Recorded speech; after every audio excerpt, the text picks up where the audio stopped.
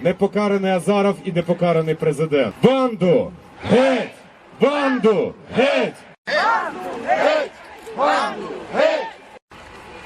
І я впевнений, що і ми в Запоріжжі, і мешканці всієї України, і Майдан в Києві разом і до кінця!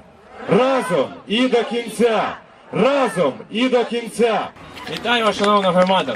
По-перше, як вже було наголошено, ми розпочинали свою діяльність не з цього, не з Майданів, а ми розпочинали те, що Україна повинна бути в Європі. А зараз, коли відбувається таке, що ці тварини, які били людей, ще не накарані, що президент досі не вийшов до народу, це відбувається, це неможливо. Сьогодні я прошу вас зробити цей переломний момент. Сьогодні повинна настати революція. Сьогодні ми, я та ви повинні змінити цю владу. Ні кримінальним бандитам з Донецька. Ні, тому що вони були. І всі знають, що вони є бандитами. Що вони є ницими гадами, які прийшли та захопили владу. Революція! Революція!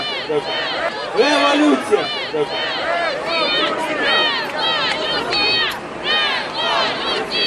Революція! Революція!